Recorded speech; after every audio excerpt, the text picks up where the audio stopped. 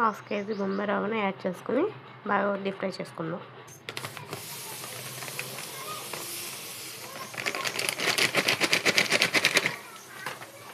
దీన్ని మొత్తం బాగా కలిసేలాగా అన్న వైపులా కలుపుకుంటూ రోస్ట్ చేసుకుందాం.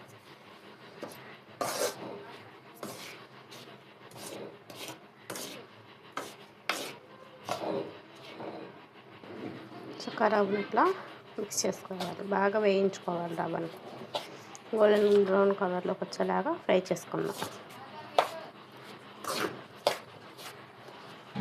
ఫ్రై చేసుకుని కిస్మిస్ బౌల్లోకి పక్కన పెట్టుకుంటున్నాను. పాలు కూడా కాగిపోయింది. వీటిని మనం సిమ్లో పెట్టుకుని కొంచెంసేపు మరగనిద్దాం.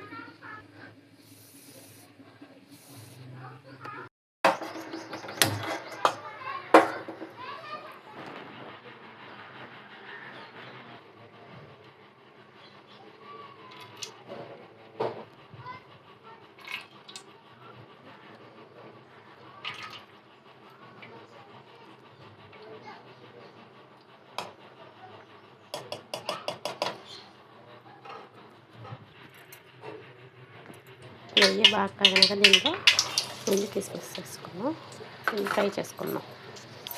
రెండు కిస్మిస్ బాగా ఫ్రై అయిపోయింది కదా, వీటిని బౌల్లోకి తీసేసుకుందాం.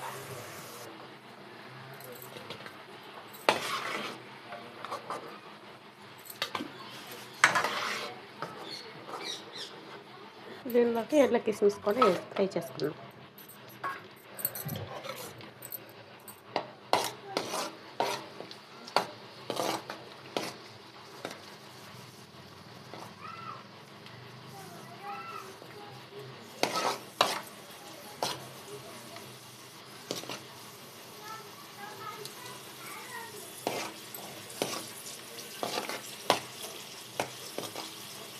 వీటిని కూడా సపరేట్ చేసుకుని అందులో బౌల్లో వేసేస్తాం.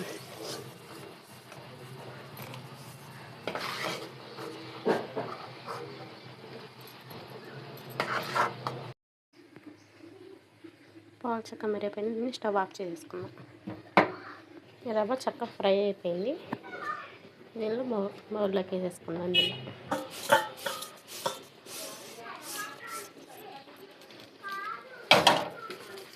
మిక్స్లో ఫ్రై చేసిన జీడిపప్పును కూడా యాడ్ చేసుకుందాం.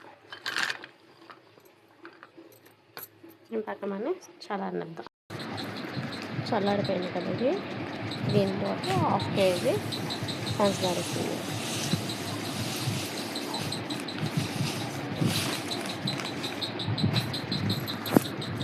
ఇది మొత్తం మిక్స్ అయ్యేలా ఒకసారి కలిపేసుకుందాం.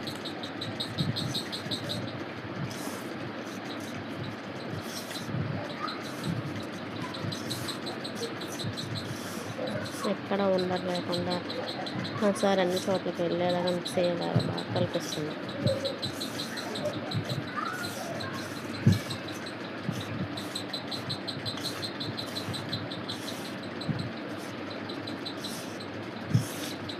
దీంట్లో ఇందాక మనం పాలు కాచల్లాచి పెట్టుకున్నాం కదా, మేగరాని కూడా పాలు వేసేసుకున్నాం. పాలన్నీ ఒకసారి వేసుకోకూడదు, మనం చూసి కలుపుకుని మెంతికి ఎలా వస్తుందో చూసుకుని కలుపుతా వేసుకోవాలి.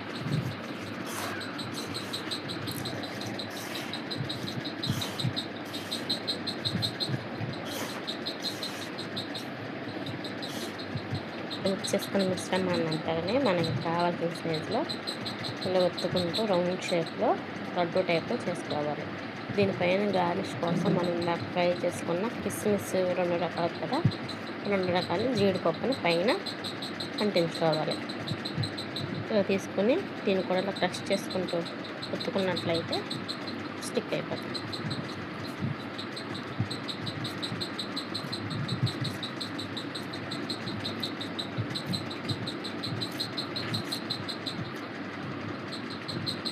దీన్ని మనం సర్వింగ్ ప్లేట్లో పెట్టుకుందాం. ఇలా మనకి ఎన్ని లడ్డూలు వస్తాయో అన్ని లడ్డూలు చుట్టేసుకుందాం.